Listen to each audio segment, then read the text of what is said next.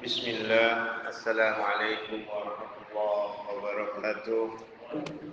Innal hamdalillah nahmaduhu wa nasta'inu wa nastaghfiruh wa na'udzu billahi min sururi anfusina wa min sayyiati a'malina. May yahdihillahu fala mudilla lahu wa may yudlil fala hadiya lahu. Asyhadu an la ilaha illallah wahdahu la syarika lah wa asyhadu anna Muhammadan abduhu wa rasuluhu alladzi la nabiyya ba'da. Allahumma salli wa sallim wa barik ala nabiyyina Muhammadin sallallahu alaihi wasallam wa ala alihi wa sahbihi wa tabi'ahum bi ihsani ila yaumiddin. Ya ayyuhalladzina amanu taqullaha haqqa tuqatih wa la tamutunna illa wa antum muslimun. Ya ayyuhan nasu taqu rabbakumul ladzi khalaqakum min nafsin wahidah wa khalaqa minha zawjaha wa batha minhuma rijalan katsiran wa nisaa'a. Wattaqullaha alladzi tasaaluna bihi wal arham innallaha kana 'alaikum raqiba.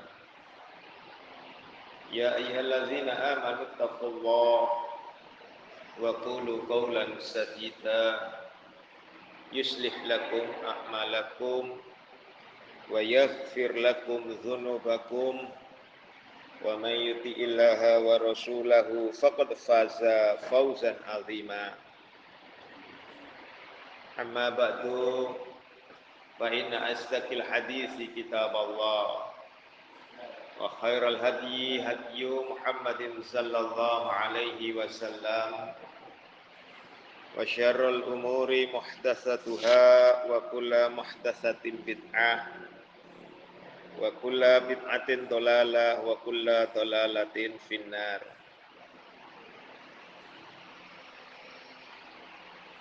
Ikhwani wa akhwati fillah rahimani wa rahimakumullah.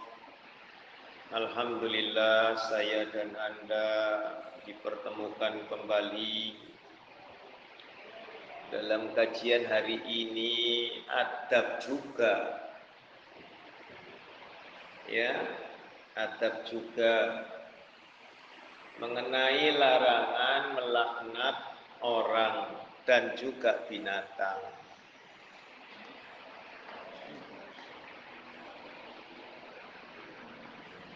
Jadi berdasarkan judul yang diberikan ini ada di dalam kitab Riyadhus Shalihin yang dikenal dengan hadisul adab, hadisul akhlak, itu Riyadhus Shalihin. Ya, Riyadhus Shalihin itu artinya taman bagi orang-orang yang solih, artinya taman surga. Sama dengan Raudhatul Jannah. Ini Riyadhus Shalihin, karya daripada Abu Zakaria Yahya bin Syaraf An-Nawawi Ad-Dimashqi Asy-Syafi'i rahimahullah ta'ala. Beliau lahir di daerah Nawa, makanya disebut Nawawi. Dan beliau tinggal di Damaskus, maka namanya Ad-Dimashqi. Asy-Syafi'i karena beliau penganut mazhab Syafi'i. Ya, nama beliau itu. Beliau belum sempat menikah sampai usia di atas 40. Wafatnya masih muda. Belum sempat menikah karena saking kuatnya menimba ilmu. Gitu ya. Lalu ada Riyadhus Shalihin, ini salah satu karya beliau. di antara puluhan dan ratusan risalah beliau. Silakan hadis yang pertama. Fadhal.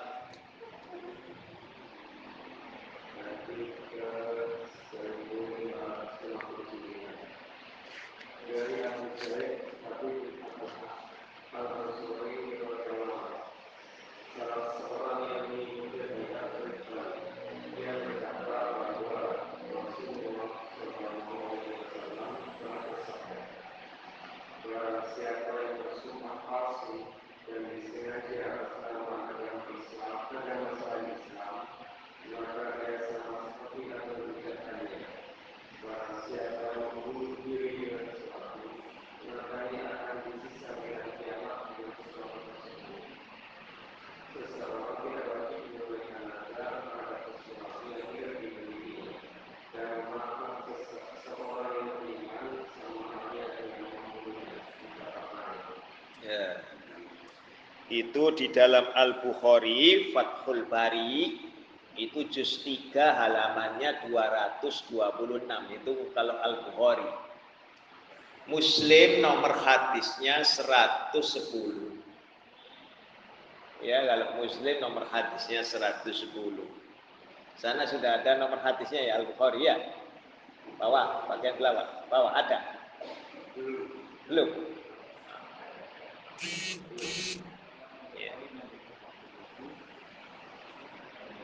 Ya, 110 Muslimnya. Ya.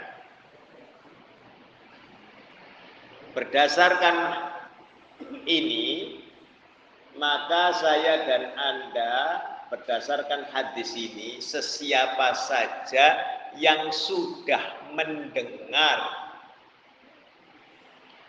ya Islam, disebutnya agama Islam, mendengar diutusnya Rasulullah Muhammad sallallahu alaihi wasallam, maka wajibnya dia memeluk Islam. Ya. Jadi semua agama selain Islam batil. Karena di dalam hadis ini menggunakan kata millah. Ya. Bimillati, ya kan? Bimillati ghairil Islam. Ini menunjukkan nakirah definitif.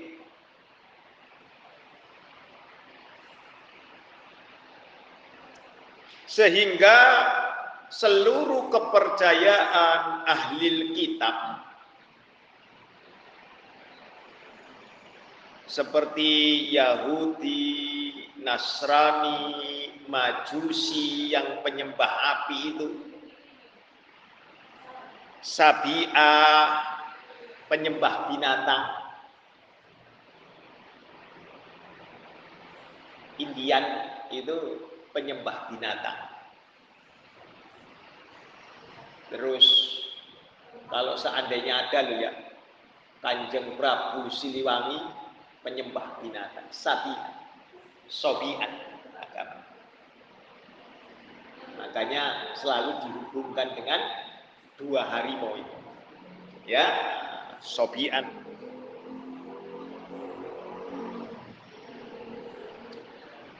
Ausan, penyembah berhala. Dahrian, atau yang dikenal dengan komunis, tidak mengenal Allah, artinya ateis ya. Atau juga Mu'attilah. Di dalam Islam itu ada yang namanya Mu'attilah. Ini kaum sesat juga. Apa Mu'attilah ini? Adalah orang-orang yang menafikan sifat-sifat Allah. Mu'attilah.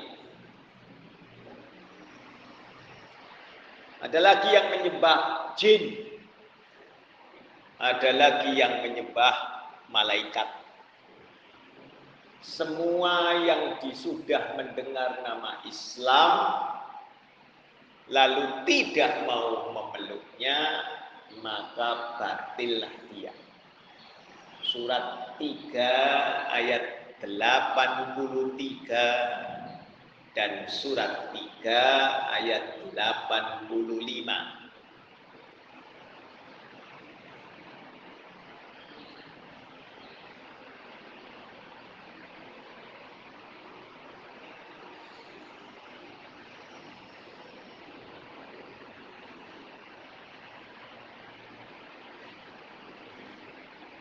Ya. Silakan surat 3 ayat 83 dan surat 3 ayat 85.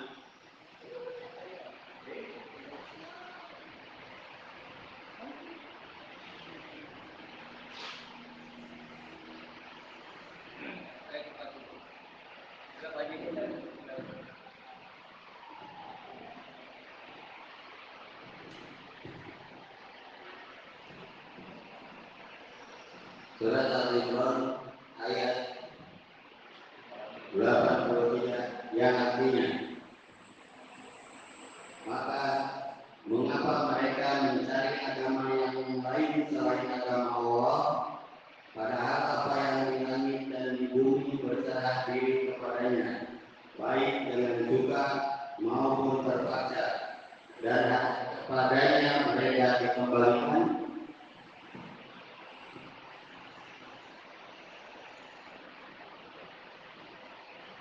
Al-Imran ayat 85.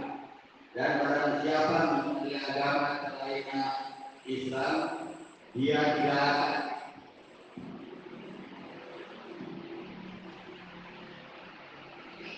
tidak akan diterima, dan di akhirat dia termasuk orang yang rugi.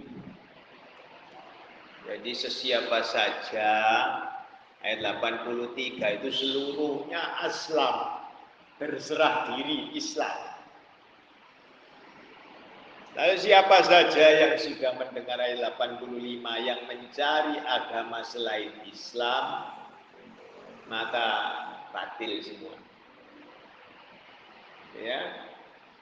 Ini menunjukkan sesuatu bahwa Allah mengagungkan Islam.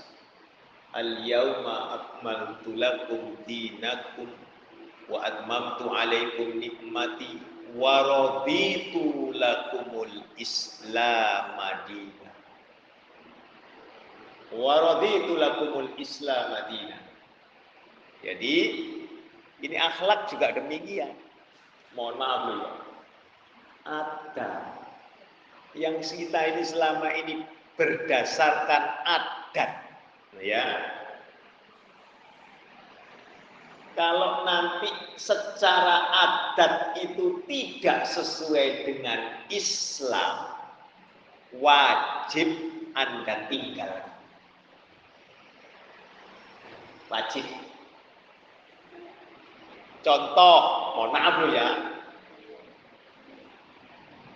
Ada orang duduk nih, gitu ya. Anda lewat, terus nunduk, munduk-munduk itu ya. Permisi, parunten, nggak boleh. Itu budaya Indonesia. Islam tidak demikian. Biasa saja. Ada orang lewat, kasih jalan, selesai. Dan tundukkan pandangan, tidak usah. Nggak usah pakai permisi. Permisinya boleh. Yang nggak boleh, nunduknya itu. Menghormati. Ya itu tadi keliru. Makanya saya bilang, secara adab ini berubah. Tapi kalau itu sudah ngeyel, ya, ketika diluruskan adab ini, yang merupakan adat ini diluruskan dengan adab Islam ini, maka mereka menolak. Surat 43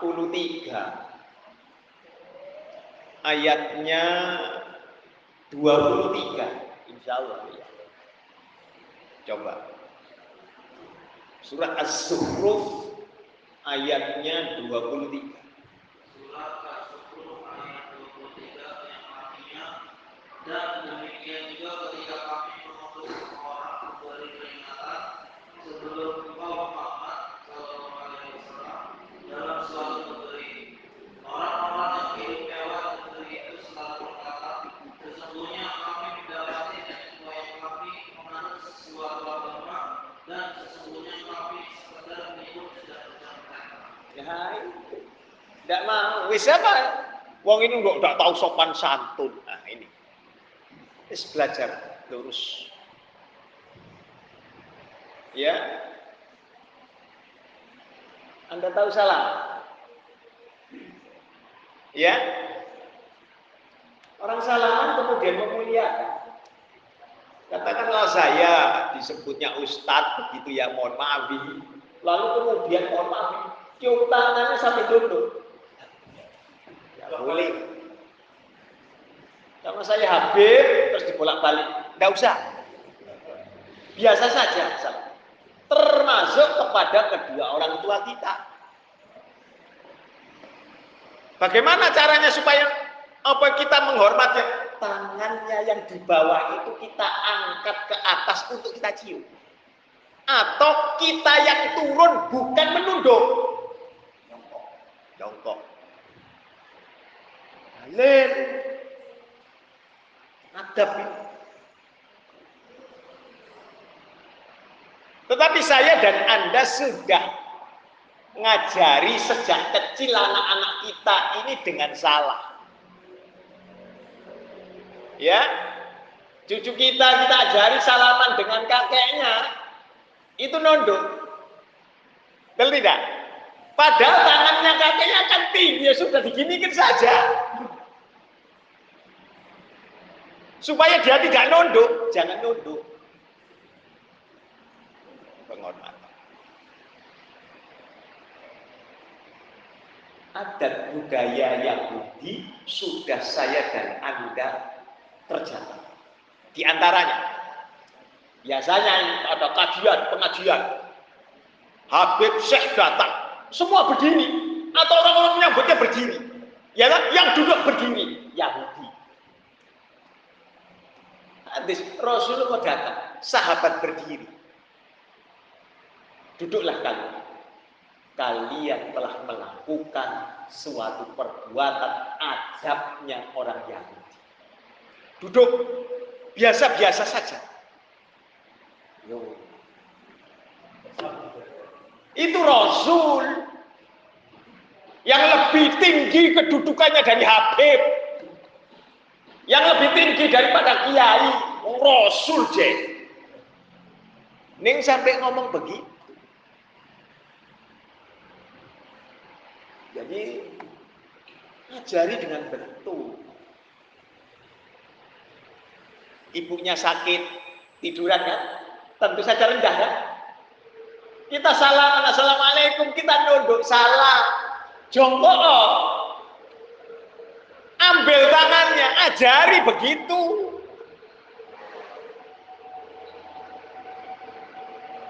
Ya, adab ini. Kalau istilah kasarnya, kalau nggak punya adab, namanya biadab, gitu saja ya. Ini istilah saja. Hati-hati jadinya.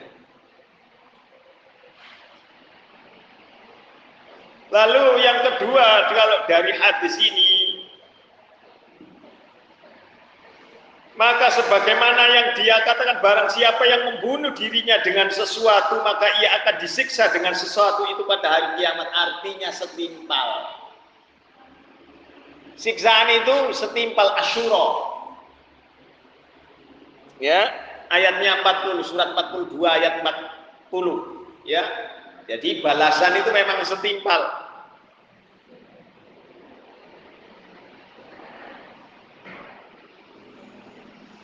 Lalu seseorang itu tidak perlu memenuhi nazarnya jika tidak memiliki. Ya, sudah dikabulkan tetapi tidak ada yang untuk dinazarkan, maka tidak perlu.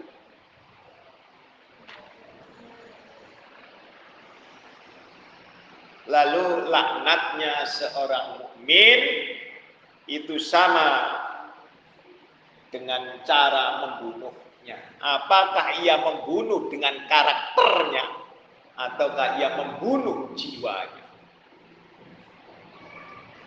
Membunuh karakter itu dengan fitnahannya, ribahnya. Ya.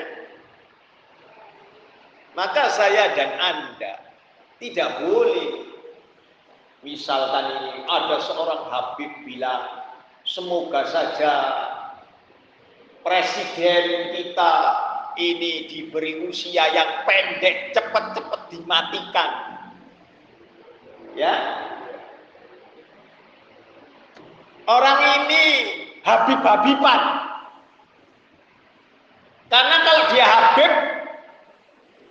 dia harus mengetahui, mensuri tauladani akhlak Rasulullah Muhammad SAW. Surat Al-Ahzab ayat 21. Surat Qalam ayat 6.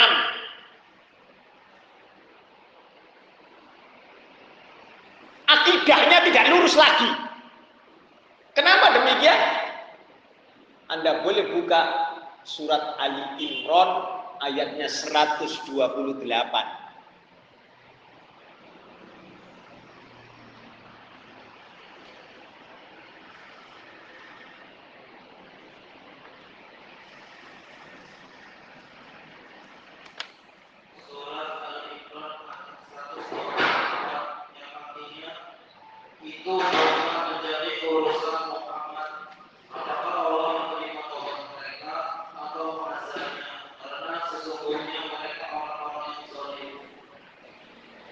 Itu bukan lagi urusanmu Muhammad.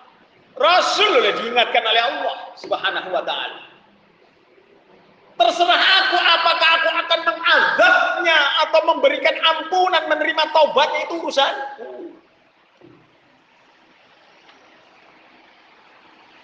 Artinya apa? Saya dan Anda tidak boleh melaknati seseorang, itu urusannya Allah. Hidayah miliknya Allah. Sebenci-bencinya kita tidak boleh melaknat. Dia masih hidup, doakan. Loh begitu. Kalau sudah mati, maka tidak boleh diungkit lagi keburukan-keburukannya. Contoh, Pak D. Harto, Pak D. Karno sudah wafat. Ya, Orde Barunya sudah selesai. Sekarang ini masih diungkit-ungkit kan? Maka itu bukan adabnya orang Islam.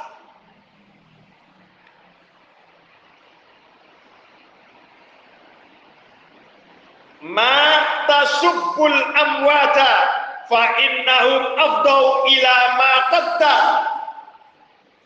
Rasulullah sallallahu alaihi wasallam itu sampai bersabda, janganlah kalian mencaci maki, mencela orang yang telah diwafatkan oleh Allah.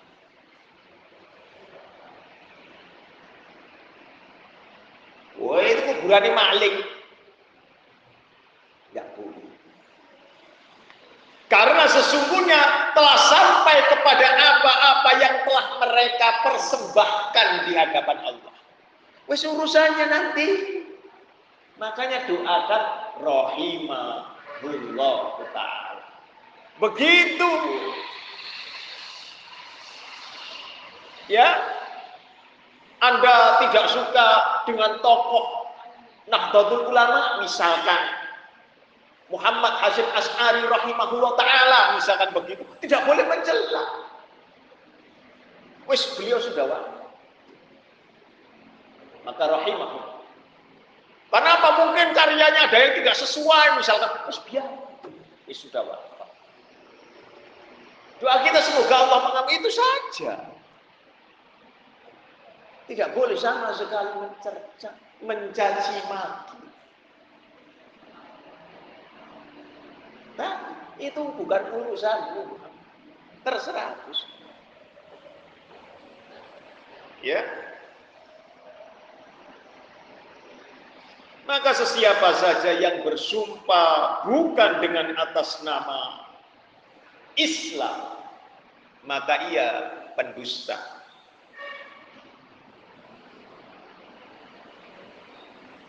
Karena apa? Man kana halifan falyaflifu billah aw liyaskut. Barang sesiapa saja yang mau bersumpah, hendaknya lah ia bersumpah atas nama Allah atau ia diam. Segitu dong. Jualan ini. Ya, ada ibu-ibu ini tugasnya ibu-ibu biasanya. Nawar itu sampai di bawah harga bulan. Ya, tawar nerintil. Sampai-sampai yang jualan itu emosi, bukan emosi lagi, sudah emosi. Demi Allah, Bu, sampai cari dari area sini semua. Kalau ada yang lebih murah dari saya, ya tak kasih barang saya kepada sampean. Sudah dusta. Ya, hati-hati. Ya. Hati-hati.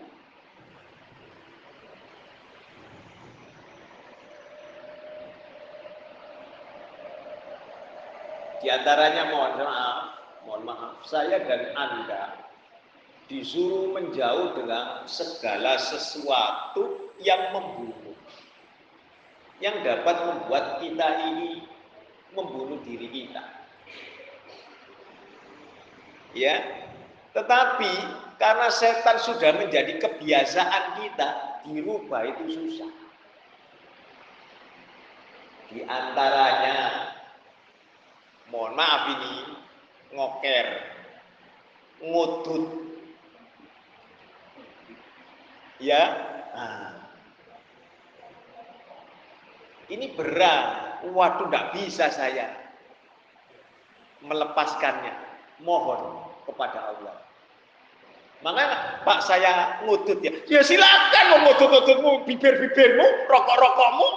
Ya lah, ya silakan saja. Ya lah. Uang-uangmu, ya lah. Udah jauh. Cuman saya dan Anda itu tidak boleh. Kalau ngerti ya mulai bertahap. Makanya terus dikikis. Saya dulu juga sama ngudut. Makar ngudut sehari 200 batang. Iya, ahli hisab. Soalnya saya punya pabrik rokok. Loh, terus. Lalu Allah menurunkan azab. Ditenggelamkanlah pabrik rokok saya dengan lumpur lapindo. Alhamdulillah. Sampai sekarang nggak dapat ganti. Ya. Terus kemudian saya umrah. Ngajak dengan trio nyonya. Ya, trio nyonya. Dan iswar, istu, istri. Ya. Lalu kata masayih saya, kamu masih al-wududu ya? Ya, saya diam saja. Enggak berani saya ngadep, apa itu menghadap wajah beliau, enggak berani. Terus istri saya ngomong. Si trio ini ngomong. Berhenti ya dari al-wududu. Iya kan? Kata trio. Saling mengaminkan trio ini. Karena engkau sudah aku odol. Karena engkau sudah aku rokok. Berhenti saya. Di kota Makkah. Sejak itu saya plus sampai sekarang.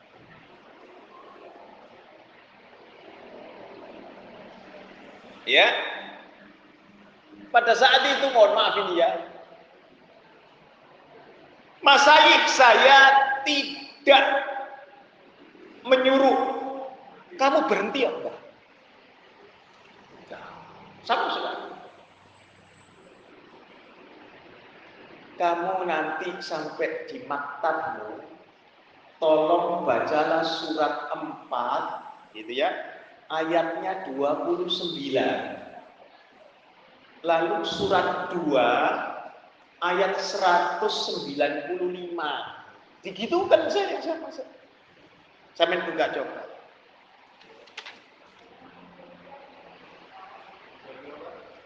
Surat 4 ayat 29, surat 2 ayat 195. Nah, coba.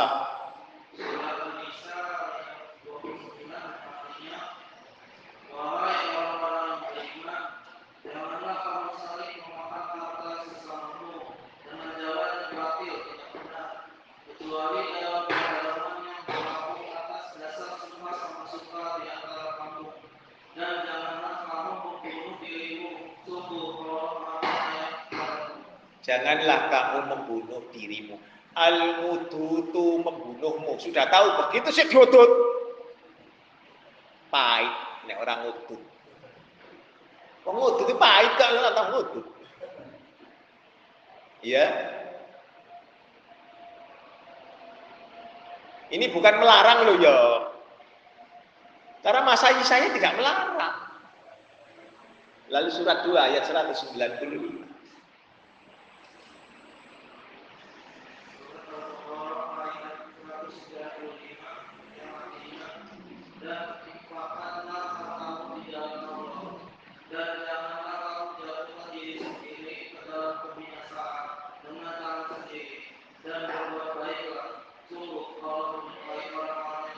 Dan janganlah engkau menjatuhkan dirimu ke dalam kebinasaan oleh dirimu sendiri, oleh tanganmu sendiri.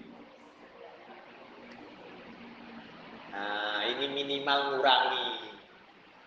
Sing ngerti, ya. Sing nggak ngerti ya terus no.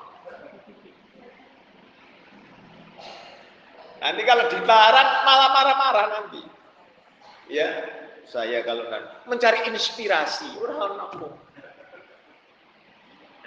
Ya, orang. Ya, ada pertanyaan? Monggo. Lalu hadis selanjutnya, silakan.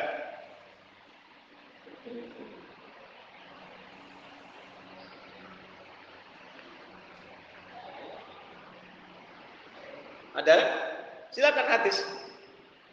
Dari Abu Hurairah.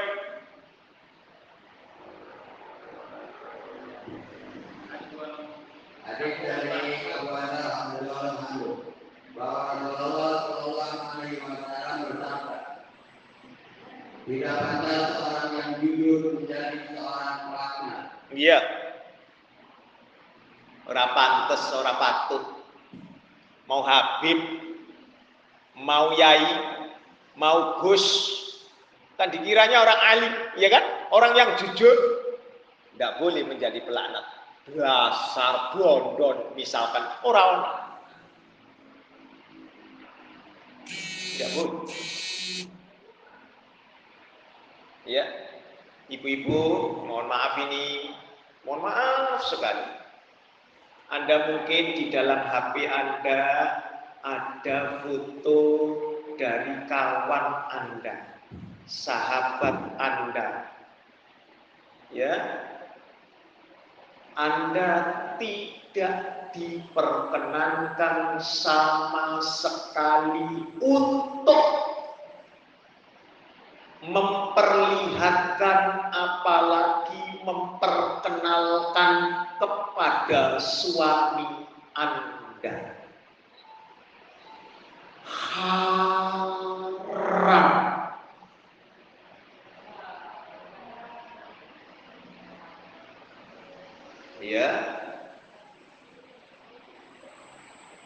Terlebih jika mohon maaf, jika Anda sudah kebacut, sudah terlanjur memperlihatkan atau menceritakan kepada suami Anda tentang sosok sahabat teman Anda ini, teman wanita Anda ini.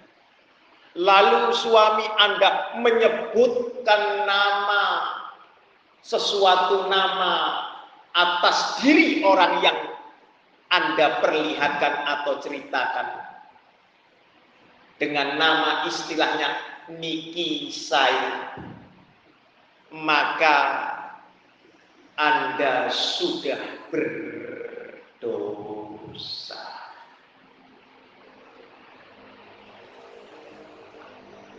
Temanku itu ya, yang sudah janda 3 tahun ini loh, ya, tidak boleh. Haram. Atau tidak ada gambar, yaitu dengan cara menceritakan sosoknya. Oh, bentuknya seolah-olah suaminya ini bisa membayangkan dan menggambarkan saja, sudah haram. Kalau sudah nyebutkan Niki Sai, kalau sudah disebut nama Niki, sudah susah. Hanya ada 2, Niki Sai sama Niki Boten. Ya, kalau Niki Boten Anda tenang. Tapi kalau sudah Niki Sai, sudah haram, sudah masuk.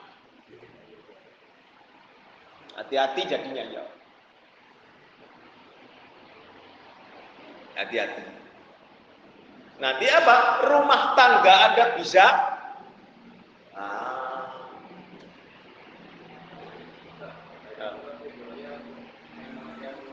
enggak boleh beres.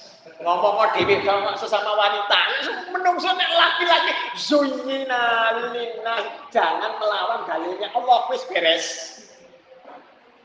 Kalau enggak gitu enggak saya trio. Sampai isban saja kemelinti.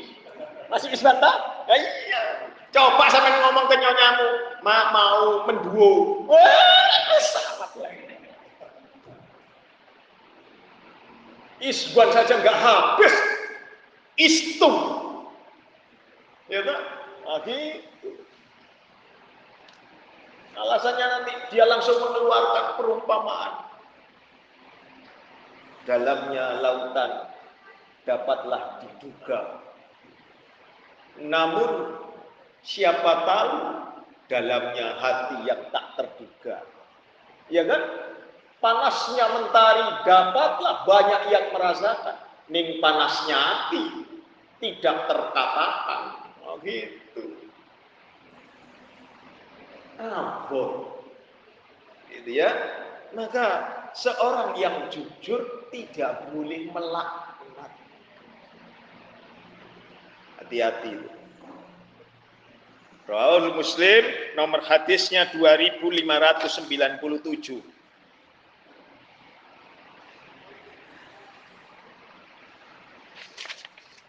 Lalu hadis selanjutnya, silakan dari Samurah ya. Iya, dari Samurah. Nah, dari Abu Darda, silakan dari Abu Darda.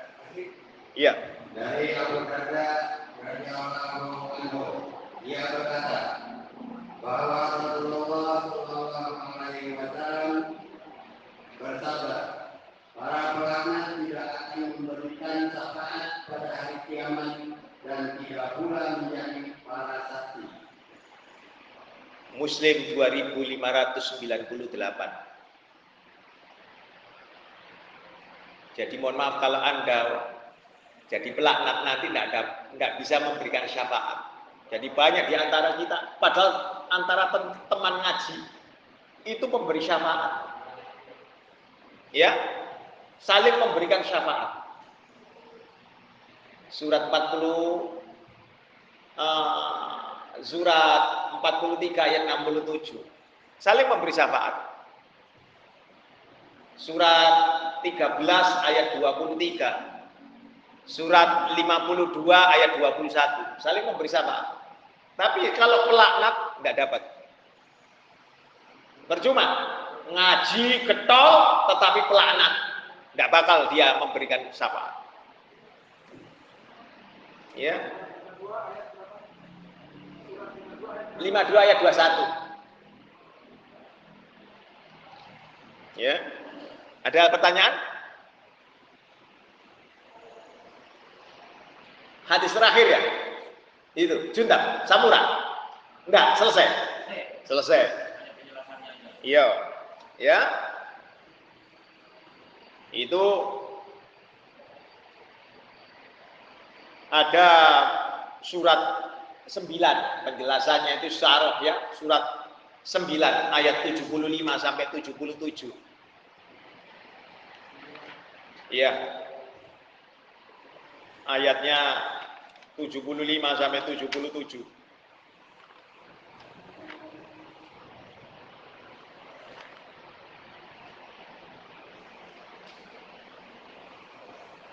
Ya. Jadi kalau diberi nikmat oleh Allah, bersyukur, kami akan bersedekah, kan gitu ya nazar. Tapi begitu tidak, waduh, sudah melaknat.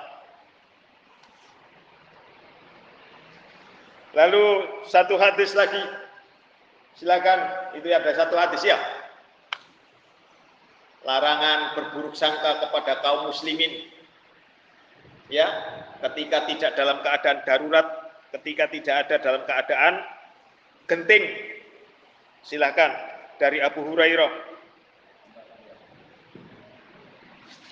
Hadis nomor 1581 dari Abu Hurairah radhiyallahu anhu bahwa Rasulullah Shallallahu Alaihi Wasallam bersabda, jauhilah oleh kalian prasangka buruk, karena prasangka buruk adalah ucapan paling dusta. Iya, itu ada di dalam Muslim, nomor hadisnya 2563 dalam kurung 30. Ya. Lalu 2563 dalam kurung 29.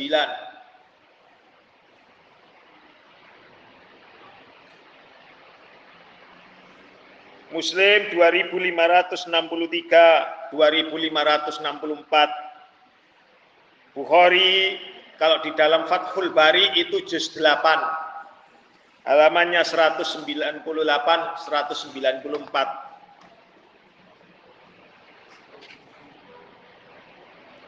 Dalilnya surat Al-Hujurat surat 49 ayatnya 12.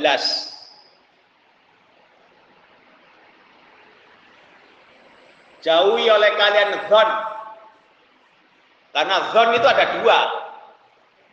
Su'udzon dan husnudzon. Tetapi dua-duanya mesti tinggalkan. Nanti larinya pertama itu husnudzon, nanti akhirnya ke su'udzon. Dzon. Ada pertanyaan? Ya, ini adab. Jadi hati-hati. Lalu kita memasuki adab kepada penguasa sekarang. Islam dan penguasa.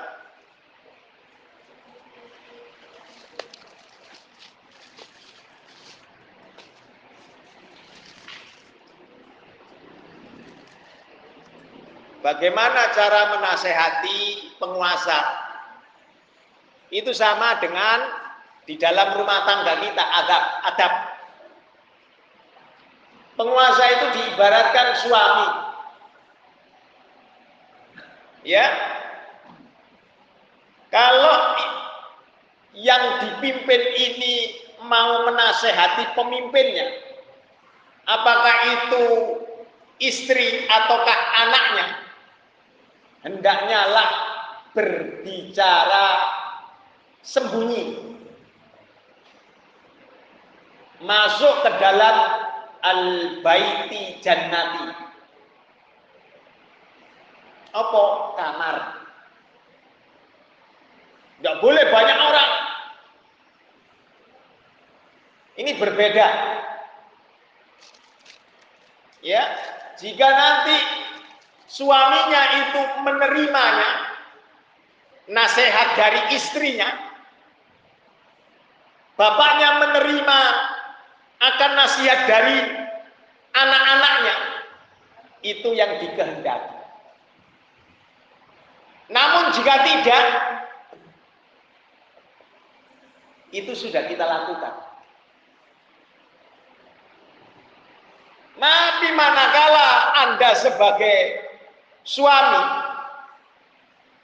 sebagai kepala rumah tangga dinasehati oleh istrinya di hadapan orang banyak, walaupun itu nasihatnya betul, apa yang Anda lakukan? Ayo. Apalagi Anda menasehatinya beserta anak-anak Anda di hadapan banyak orang. Anda sudah menjatuhkan wibawa daripada suami atau bapak Anda, di mana Anda bernasab kepadanya. Betul tidak? Maka kalaulah saya dan Anda membuka lu'lu' wal marjan, itulah kufur. Nanti kita jumpa dalilnya. Padahal kemarin sudah kita membahasnya lu'lu' wal marjan. Maka kufur. Tergantung kufurnya. Apakah itu kufurnya akbar atau asghar? Tergantung. Lalu menasehati pemimpin juga demikian. Ya. Di dalam Rawahul Ahmad juz 3 halamannya 403 sampai 404, Ibnu Abu Asim di dalam As-Sunnah nomor hadisnya 1096, Al-Albani mensahihkannya di dalam Zilalul Jannah nomor hadisnya 1096 sampai 1098. Lalu di dalam kitab beliau Muammalatul Hukam halamannya 143 sampai 151. Rasulullah sallallahu alaihi wasallam bersabda, man aroda, sesiapa saja yang menghendaki, yang berkehendak, yang mempunyai keinginan, yang berkeinginan, yang berkemauan,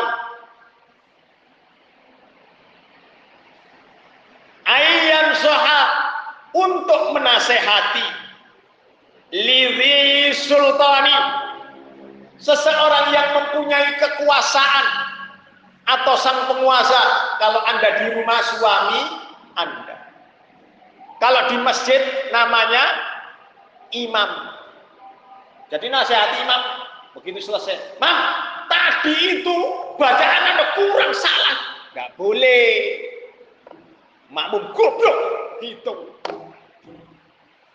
Itu enggak tahu sopan santun, itu namanya. Enggak punya adab itu.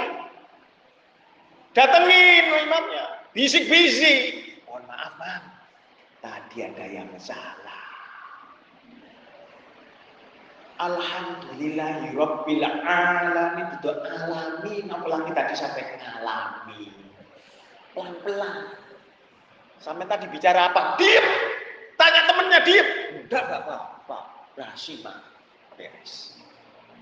Ya, enggak boleh. Saya tadi barusan nasihati imam, keliru. Enggak punya adab itu namanya. Biadab begini. Dalil ini. Ya. Fala yubdi alaniyah. Maka janganlah ia tampakkan terang-terangan. Tidak boleh terang-terangan. Nasihati suami terang-terang, tidak boleh. Ya, kan? Ayah kan salah, kan sudah tak bilangin, jangan berbuat begitu. Dia dapat teman-temannya, ayah diam, awas kan dia.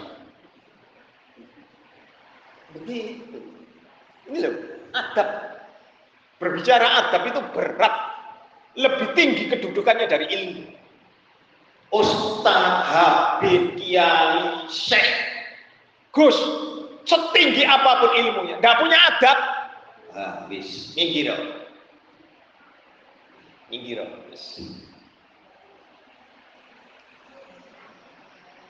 Bagaimana caranya? Walaki yakhudhu biyadihi. Maka hendaknya dia itu mengambil tangannya. Ya. Lalu apa? Falyahillu bih. Lalu dia menyendiri, ngajak bar. Yuk, pelan-pelan. Kalau istri di mana? Di kamar. Dibilangin. Menerima nasihat itu ada dua. Nasihatnya bisa diterima, bisa juga tidak. Betul tidak? Maka fa'in qubila minhu fadat. Jika dia itu menerima nasihatmu, maka itu yang engkau inginkan. Wa illa qad attalladzi alaih. Dan jika dia tidak mau menerima, maka engkau telah melaksanakan kewajibanmu. Artinya kalau tidak diterima, sabaro, ngeluso dodomu. Jangan kemudian jadi rakyat atraktif. Lalu Imam Ahmad bin Hambal, kalau Anda buka Rawahul Imam Ahmad, ini dalam hadis yang cukup panjang mengenai kisah seorang sahabat yang menjadi penguasa, menjadi amir, lalu dicerca oleh sahabat lainnya yang sama-sama dijamin masuk surga. Namanya Iyad bin Hunam radhiyallahu an yang menjadi penguasa di wilayah Syam. Ini sedang mencambuk seorang pemilik rumah ketika itu rumah itu dalam masalah khoros. Nggak bayar pajak. Maka seorang sahabat yang lain sama-sama ngerti dalil, ya, nasihati dia di hadapan orang banyak. Di sini dikatakan menasehati dengan keras, itu menasehati di hadapan banyak orang. Ya, namanya sahabat itu adalah Hisam bin Hakim radhiyallahu anhu.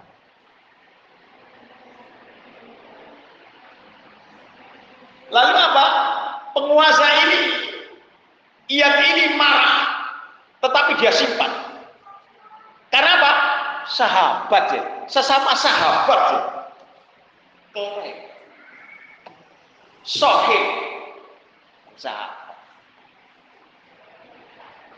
Tahan. Lalu merasa tidak bersalah. Sahabat Hisam ini merasa tidak bersalah, bertandang datang ke tempatnya Iyad radhiyallahu anhu. Lalu dinasihati lagi, "Hai Iyad, kau pernah mendengar enggak bahwa Rasulullah sallallahu alaihi wasallam itu bersabda, sesungguhnya manusia yang paling keras siksaannya itu adalah paling keras menyiksa manusia di dunia." Dinasehati begitu, ingat Iyadnya ketika kemarin dinasehati di hadapan orang banyak, ingat, jadi timbul marahnya lagi. Ini kan sudah sembunyi, ya, ingat, timbul lagi kemarahan. Hai Hisam bin Hakim, kami telah mendengar apa yang engkau dengar tentang sabda Rasulullah Muhammad sallallahu alaihi wasallam. Kami tahu, ya, dan telah melihat apa yang kamu lihat.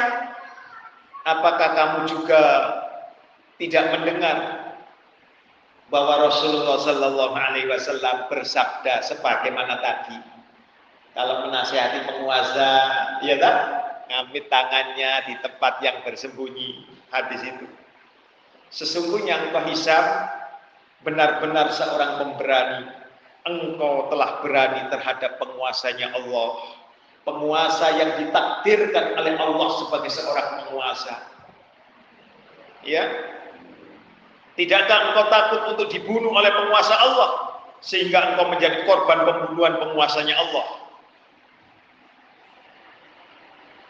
Kalau sampai penguasa ini marah,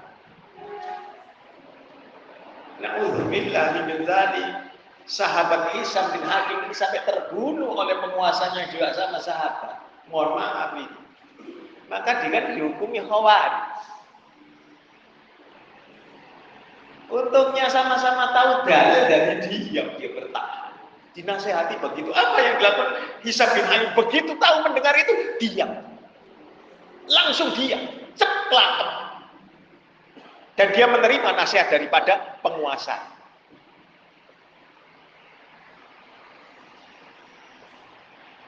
Maka Ibnu Abbas radhiyallahu anhu ditanya mengenai amar ma'ruf nahi munkar terhadap penguasa, maka beliau radhiyallahu anhu menjawab, jika kamu mesti melakukannya, maka hendaknya dilakukan antara kamu dengan dia.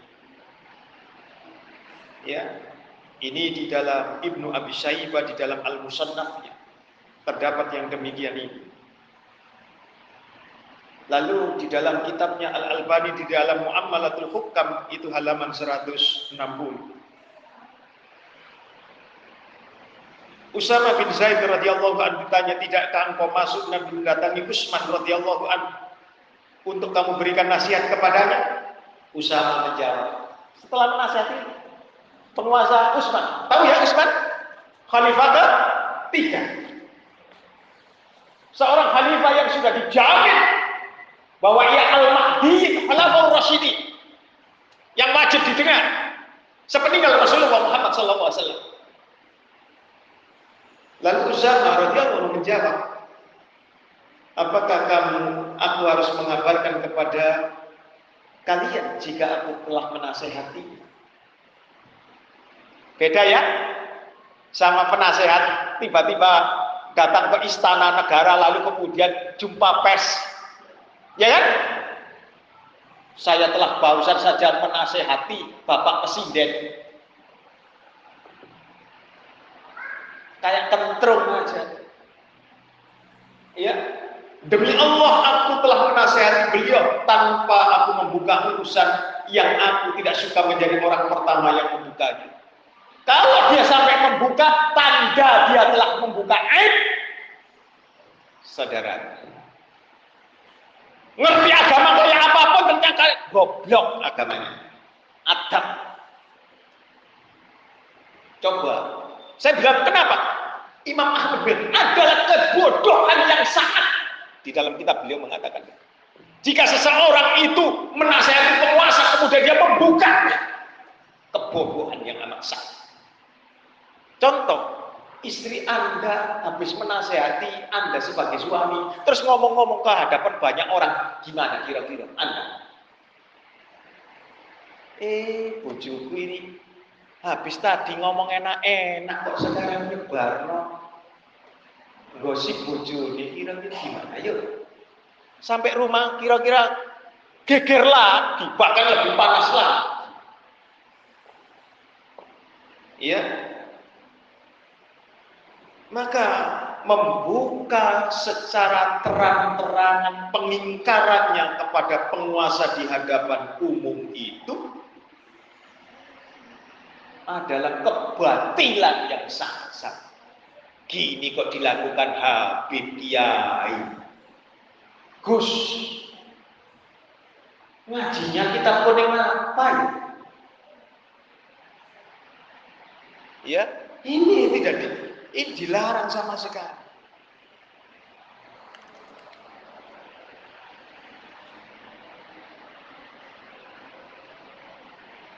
Jadi terhadap penguasa itu khusus, ya khusus. Jadi tidak boleh sembarangan.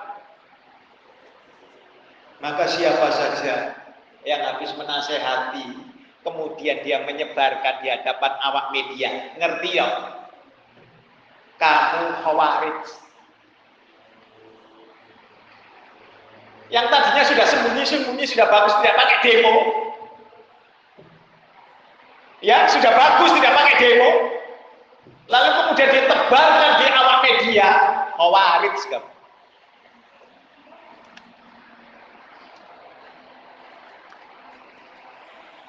Ditanya, Wahai Abu Umamah Al-Bahili,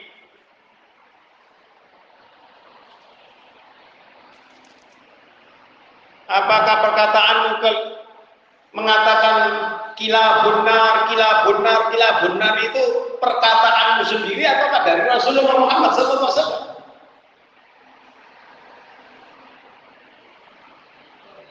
Lalu Abu Sa'id bertanya, Al-Azhari kau saja atau Khawarij seluruhnya? Lalu beliau Abu Umamah Al-Bahili radhiyallahu anhu itu menjawab, kullu Khawarij,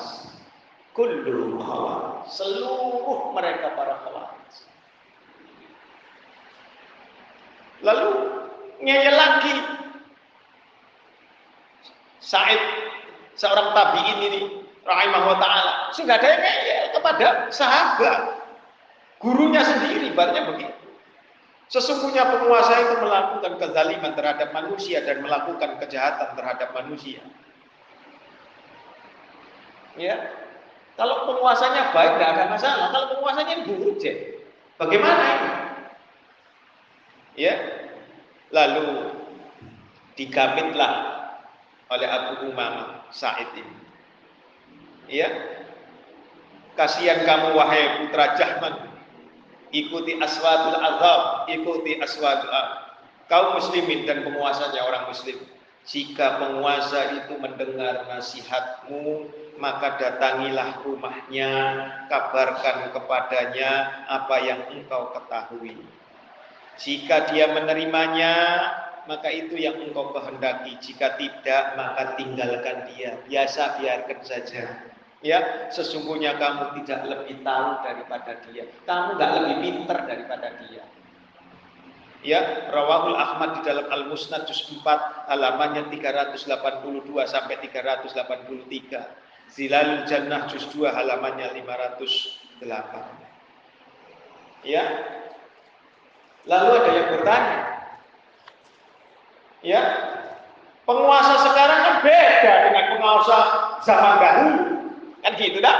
Ada orang yang ngeyel, itu kan zamannya para sahabat. Kalau penguasa kita kan berbeda. Itu halaman 31. Ya. Abu Al-Walid At-Tartusi rahimahullah ta'ala mengatakan, jika engkau berkata penguasa di masa ini tidak seperti penguasa di masa lalu, maka dijawab bahwa rakyat sekarang pun tidak seperti rakyat di masa lalu. Dan engkau tidak lebih berhak mencela penguasamu ketika engkau memperbandingkan dengan penguasa dahulu daripada penguasamu yang sekarang ini. Ya, maka penguasamu juga akan mencelamu ketika ia membandingkan rakyat yang hidup di zaman lampau yang nurut pada sahabat dengan rakyat yang model sekarang ini. Betul tidak? Sama-sama. Ya, maka jika penguasamu berbuat zalim kepadamu, maka engkau bersabar dan dosanya ditanggung oleh penguasa. Imam sama, imamnya salah, makmumnya tetap benar. Gitu loh. Contoh, imamnya salah, diingatkan sama makmumnya, subhanallah, subhanallah. Dia nggak paham, tetap aja terus salah. Nggak usah, waduh imamnya tapi salah, ganti sholat lagi, keliru. Ya, keliru. Masih saja kami mendengar ucapan orang-orang, amal-amal kami adalah para penguasa kalian. Ya, sebagaimana kalian maka seperti itulah penguasa kalian. Maka Quran itu, ya, wa kadzalika nuwalli ba'dadh zalimina ba'dhan bima kanu yaksibun.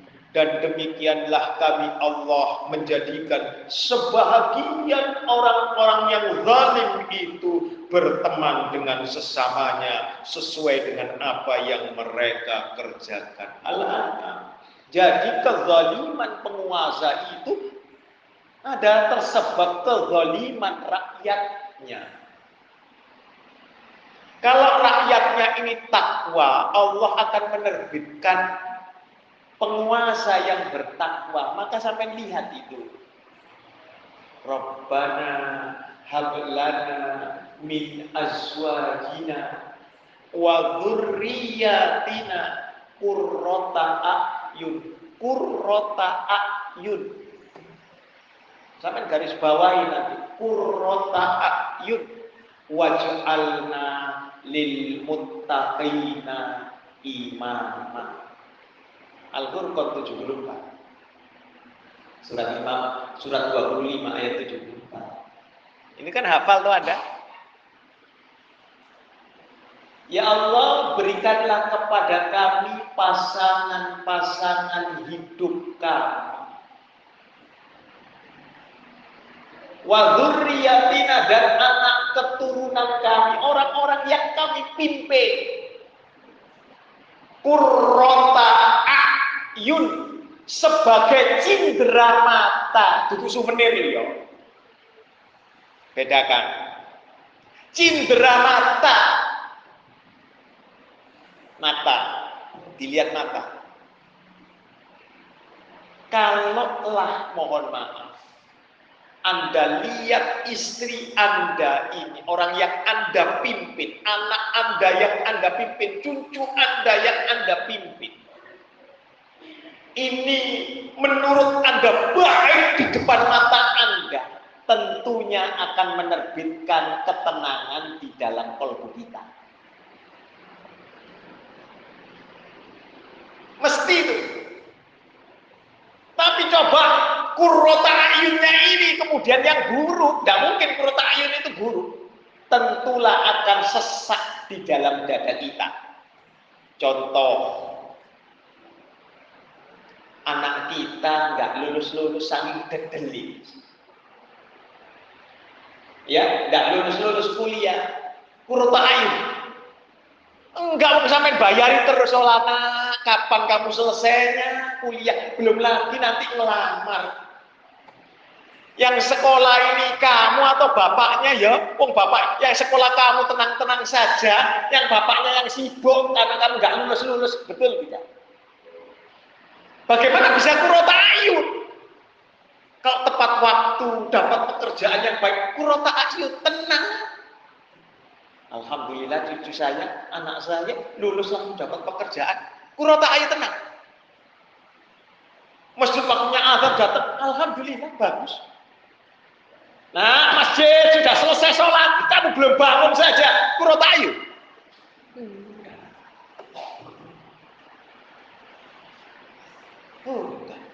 Anak Anda sakit, belum jumpa obatnya.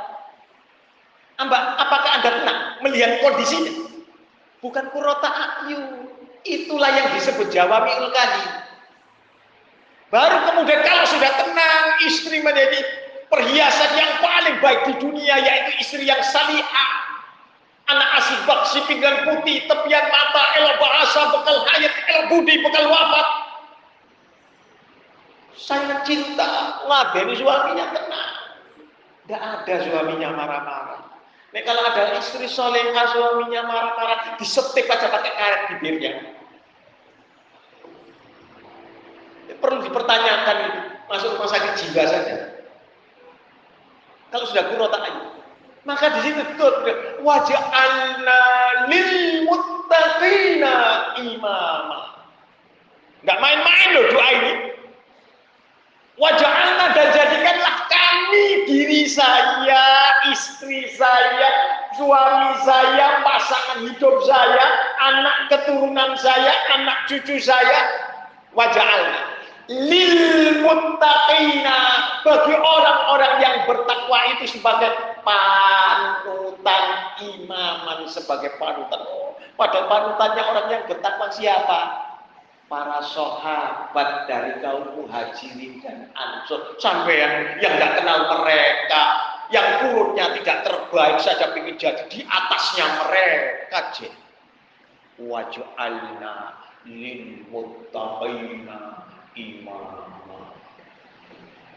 Cuman ini sampai sekarang mohon maaf loh, doa ini sama sekali hanya diaminkan tok dan cara baca doanya tidak sesuai dengan surat 7 ayat 55-56. Rabbana hab lana min azwajina wa dzurriyyatina qurrata amin amin ya Allah amin amin. Kalau Anda ada berdoa amin amin amin amin amin maka aman beres. Enggak ono ngomongin tandanya enggak pernah ngaji. Amin itu artinya aman. Bukan lagi dikabulkan, aman beres. Itu melecehkan sama yang berdoa. Yang berdoa itu melecehkan sama orang yang mendengar doanya. Rabbana hab lana min azwajina wa dzurriyyatina qurrata a'yun waj'alna lil muttaqina imama. Nyampur doa yang lain. Tanda. Tidak dia paham. Coba surat 7 ayat 55-56. Rabbana hab lana min azwajina wa dzurriyyatina qurrata a'yun waj'alna lil muttaqina imama waj'alna lil muttaqina imama waj'alna lil muttaqina imama. Lalu di bahasa Indonesia kan Anda supaya mantap bahasa Indonesia. Ya Allah, ya Rabb kami, berikanlah kepada kami pasangan hidup kami, suami kami, istri kami, anak-anak kami, cucu-cucu kami, keturunan kami, sebagai cindera mata penentram jiwa, ya Allah. Ada di antaranya cucuku sakit, ya Allah, yang sekarang ini belum Engkau berikan kesembuhan atasnya. Maka dia belum qurrata a'yun. Ya Allah, jadikan cucuku yang belum Engkau temukan, belum Engkau berikan kesembuhan, berikanlah kesembuhan kepada. Ya Allah, anakku di antara anakku ada yang belum qurrata a'yun, ya Allah. Sampai hari ini dia masih menganggur, ya Allah. Belum qurrata a'yun. Maka segerakanlah Engkau berikan dia pekerjaan, ya Allah, luas dan lapangkanlah rezekinya. Begitu nangis Anda. Mesti kalau Anda artikan begitu. Boleh wong qurrata a'yun. Waj'alna lil muttaqin. Anda dianggap itu, mohon maaf, Anda dianggap orang yang melek. Bukan dianggap orang buta. Kalau dianggap orang buta, ya Allah, anak saya sakit, kata istri saya. Ya, masih katanya, belum lihat saya, ya Allah. Karena buta. Sehingga Pak, doanya juga enggak. Wong ngasih katanya. Belum terpercaya. Tapi kalau Anda qurrata melihat, itu semakin. Jadi tidak disebut jawami'ul kalim. Ada pertanyaan? Boleh, yang enggak boleh itu kalau Anda niatnya baca Quran. Beres tau? Cuma jangan diartikan model saya gitu ya. Jangan diartikan model saya, dalam hati saja artinya ya. Nah, ada lagi. Jadi mohon maaf, selama ini saya dan Anda. Iya Pak. Silakan Pak.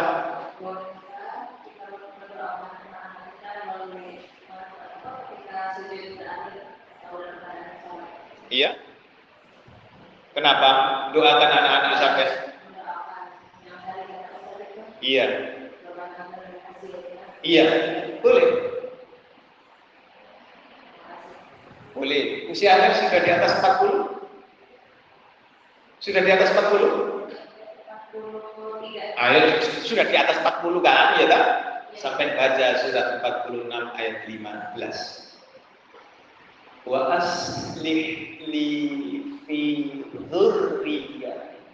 Ada bacaan begitu ya. Ya Allah, perbaikilah anak keturunanku. Perbaikilah akhlaknya, perbaikilah adabnya, perbaikilah perilakunya. terhadap kami orang tuanya, terhadap tetangganya, terhadap keluarganya. Itu wa aslih li, perbaiki ekonominya, wa aslih li fi dzurriyyati. Lalu ditambah inni tubtu ilaika, sesungguhnya aku bertaubat kepada Engkau ya Allah. Wa inni minal muslimin, dan sesungguhnya aku berserah diri kepada apa saja yang aku jalani ini hanya sekedar menjalani surat takdir. Ya, begitu. Anda sudah mendoakan anak-anak Anda. Wa aslih li fi dzurriyyati.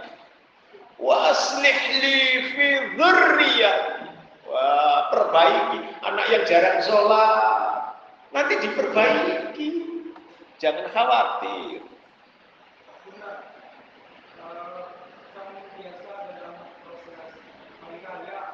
Iya.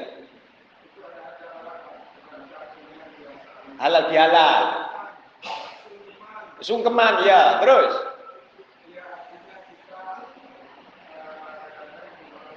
Iya.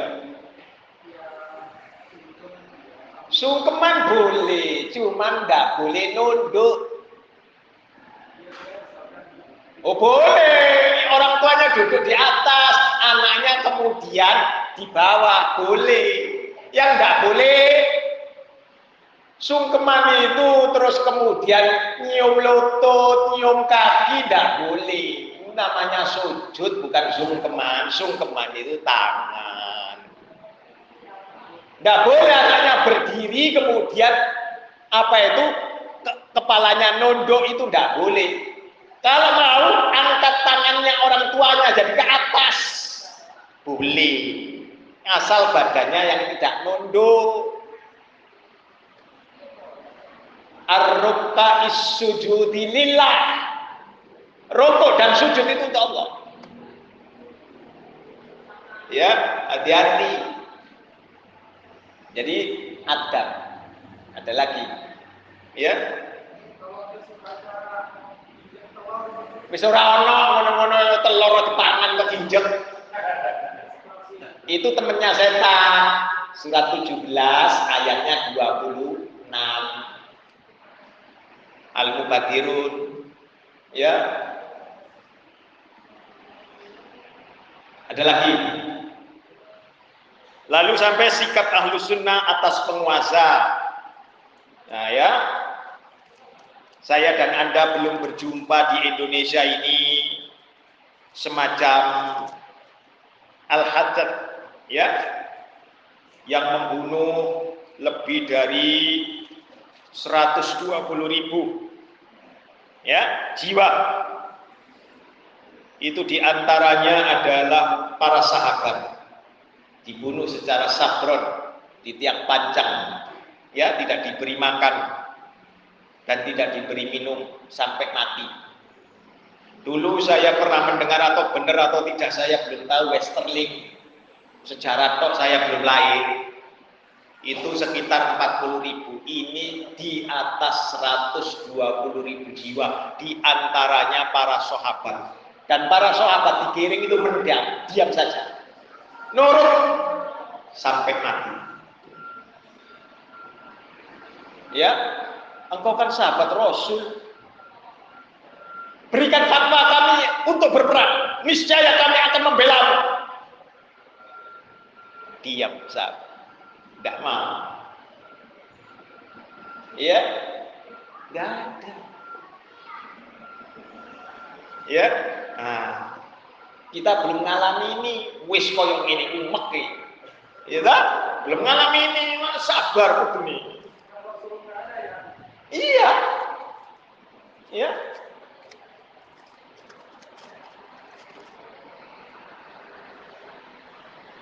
Sesungguhnya Allah Subhanahu wa Ta'ala Kezaliman para penguasa merupakan azab dari Allah.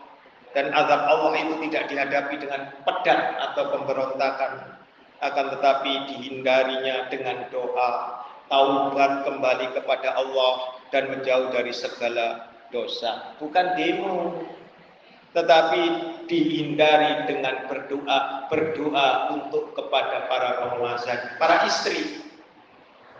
Jika suami Anda memperlakukan Anda yang tidak sesuai dengan apa yang Anda kehendaki, sehingga Anda gundah gulana, resah gelisah, maka dihadapilah dengan sabar dan berdoa, ya Allah, berikan hidayah kepada suamiku, lembutkanlah hatinya. Loh begitu.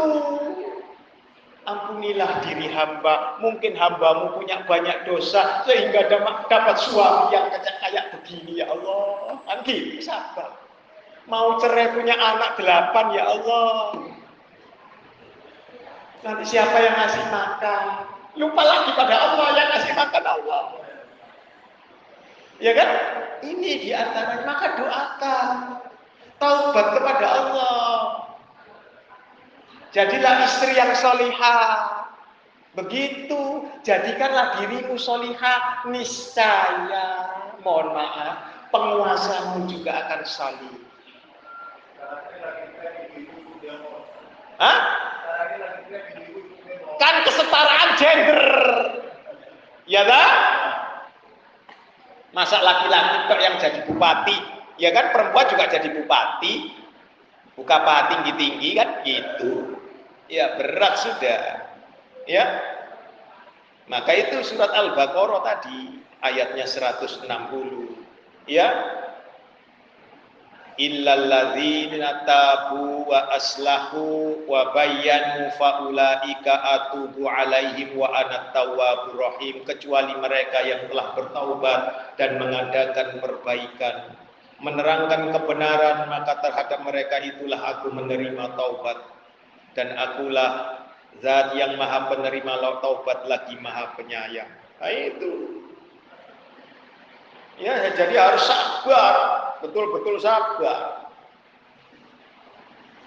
Bahkan Hudzaifah bin Yaman mengatakan akan datang, Rasulullah sallallahu alaihi wasallam bersabda, akan datang setelahku para pemimpin yang tidak mengikuti sunnahku, tidak mengikuti petunjukku, dan tidak pula menjalani sunnahku, dan akan berada mereka pada orang-orang yang hati mereka adalah hati setan, akan tetapi jasadnya jasad manusia.